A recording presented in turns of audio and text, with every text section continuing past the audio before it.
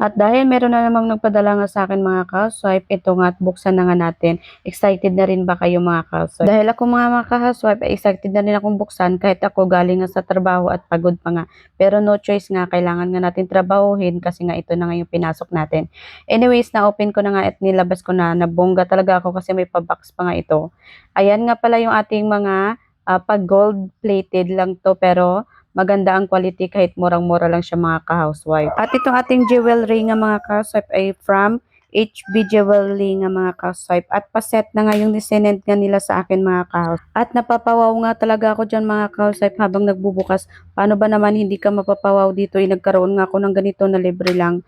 Ayan, nag-message nga to sa akin sa messenger nga mga ka-housewife na nagbibigay nga sila at gusto nga nilang ipapromote nga. Kaya for the go na nga ang ka-housewife nyo. Anyways, ito na nga at nabuksan ko na nga. Ito tutulungan nga ako ng asawa ko para nga maisukat ko. At matingnan nga natin kung bagay nga dito sa ka-housewife nyo.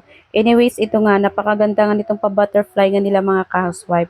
At ito ay sinusubukan na nga man ng asawa kong tanggalin para maikabit niya nga.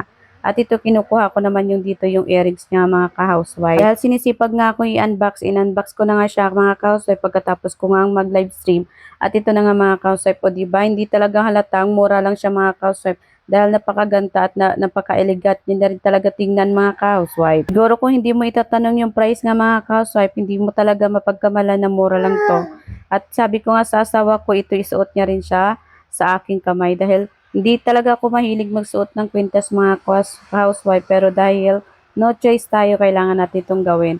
Mahilig lang din ako mag-earrings kaso yung problema nga dito sa tenga ko ang mga housewife ay pumipili nga. At dahil nga nagustuhan din ng tenga ko itong ating pa-butterfly nga na earrings. Hanggang ngayon nga mga housewife suot-suot ko sa kasi hindi nga kumati yung aking tenga at nagustuhan din talaga. At nung nasuot na nga ng asawa ko lahat mga housewife, tuwang-tuwa nga ako kahit wala pa nga akong suot na bra dyan. So, wag niyo na pansinin kasi hindi naman siya halata. Dahil kakatapos ko lang din pala dyan mga kaswat magbuhos nga at nag-live stream na nga din ako dahil pagkatapos naman ng live stream, matutulog na nga, hindi na nga ako nakapagsuot. At finlex ko din pala itong box na isa mga kaswat. Nagustuhan ko rin tong necklace niya dito pero hindi ko pa nga siya na-try na suot. At ito nga yung sinuot ko nga nung gabi, hindi ko na nga siya naiubad nung kinabukasan kasi kinabukasan is umalis nga ako niyan, pumunta sa Alabang, suot-suot ko nga siya.